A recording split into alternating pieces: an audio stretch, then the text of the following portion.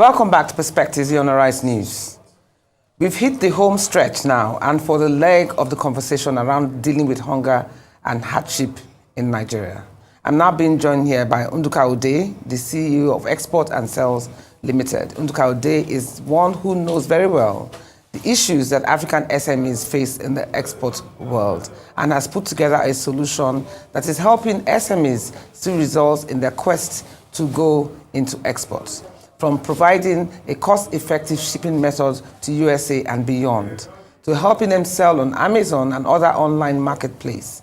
The solution he prefers are really making a huge difference to African businesses, both in Nigeria, Ghana, Kenya, and other countries. Today, his company is DHL's biggest export partner in Nigeria, employing over 120 employees both in Nigeria and the USA, and currently helping Nigerian SMEs to export over 4 billion worth of products monthly from Nigeria to locations all over the world. Good morning, Nduka. Thank you. Good morning to see you here on Perspectives. Thank you. You, of course, like you saw the past interview that we just had, yes. All gloom and doom. Yes. There seems to be no light at the end of the tunnel. And of course, your own and your job is to bring light to the end of that very, very difficult tunnel. You know, and it's good to know that people can now sit back and think, okay, even if I cannot earn naira here, there's an opportunity to earn dollars. So let's even start.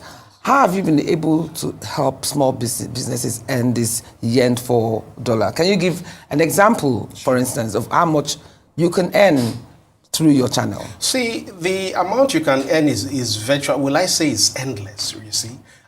You have companies that we have taken from zero to $60,000, $80,000 of export earning in 4 or 5 months, right? Wow. And there's so much potential, you know, whether it's food, cosmetic, art and craft. Nigeria has all this in abundance.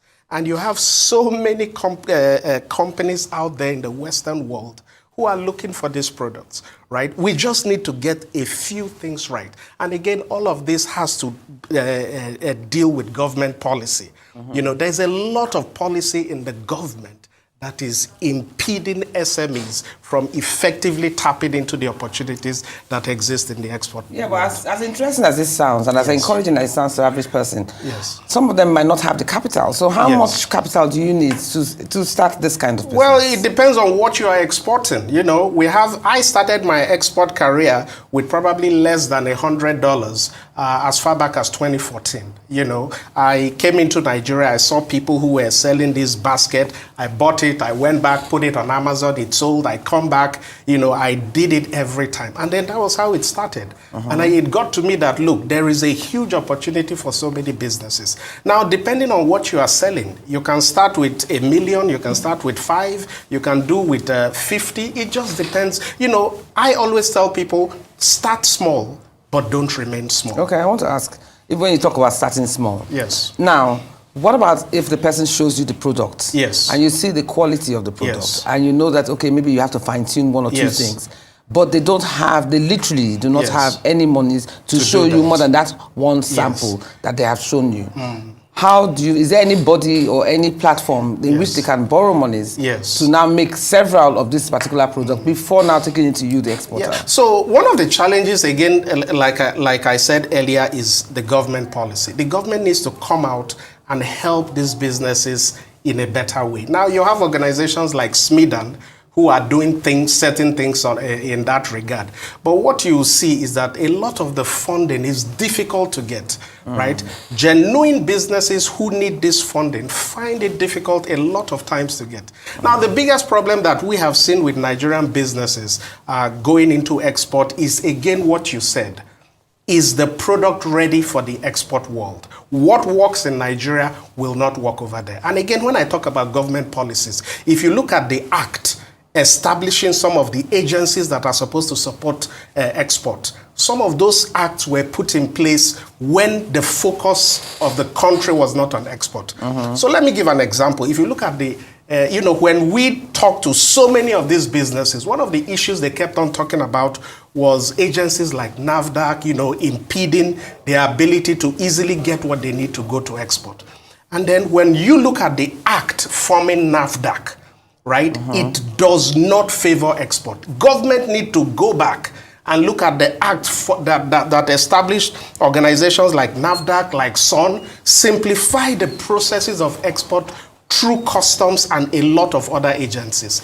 This is our problem. Okay. Now you said that, but most times when you think about exporting goods, yes, what are the cheapest ways to ship these goods across? Yes. So again, you have to look at solutions like ocean, right? Now, one of the biggest issues we have with the average Nigerian SME is what I call passive exporter. The Nigerian system is set up for passive export. So what do I mean by passive export? Most Nigerian businesses, they wait until they get somebody from abroad who says, oh, I need this product, so they are not set up in a way where even as they sleep, they are making money. And that is what we are changing. We are moving businesses from passive to active, whereby we have solutions. Now, we have, as a company, Export and Sell, we have warehouses in Houston and Atlanta. We have an export team now in Houston, and all they do is we look for businesses that have the products and the capacity to export. We move it through ocean because ocean reduces your shipping costs by close to 80%. And when these products get to our US warehouse, we now have people there who are helping to push it to various outlets that need this product. That's the only way to reduce the cost.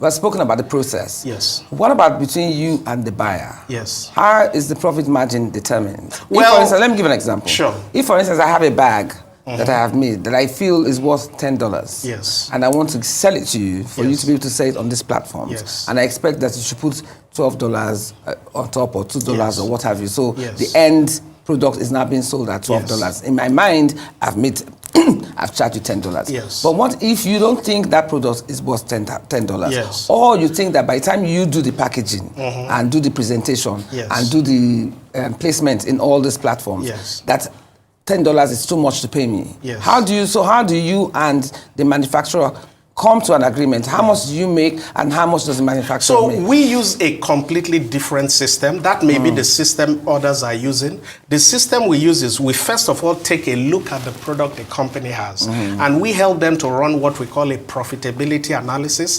That analysis will help them determine their base minimum pricing so that when the product gets to the US or Canada, they are now able to look at it and know what extra they need to add, either to sell it to African stores, to sell it on Amazon, to sell it to US retail stores, right? So what we really do is provide the infrastructure to support the export. Yeah, but who determines the price? We help them, the buyer, the manufacturer determines the price. We help you to tell you this is the right price. And once that price is in synchrony with what the buyers want to buy, we don't come in and take a commission. We just set up the infrastructure, so we are running the shipping process so that you don't have issues with US customs and Canadian customs, which is where a lot of people have problems. And then we have the infrastructure for the warehousing, right? Now we've set up a system that enables you can, as a manufacturer, you can be in Nigeria, you log into our warehousing application and you see all the products you have in your foreign warehouse. And from those warehouses, you can move the product to various places. So basically, at the end of the day, I'm the one that determines how much to produce. You determine, yes. And if you think what I expect is too high, yes, how do you convince me otherwise? Well, one of the things we have seen is that what most people expect to earn is actually too low. Right? Yes, because the profitability is massive. So let me give an example. You take a little bottle of spice that you are selling in ShopRite for, say, 1,500 naira. So obviously, before the manufacturer sells it to ShopRite, they would have probably sold it to ShopRite for maybe 800. 800 now is about 50 cents. Right? So if the manufacturer says, I want to make times 3, which is like $1.50, those products are selling in the US for about $5.99, $6.99. So the profit potential is massive. Okay, that's good. That's good. So you are in town to promote this service and this business platform. So any last words for anybody watching this program? Thank you. So we are going to be having an event at the Oriental Hotel in Lagos, March 6th and 7th.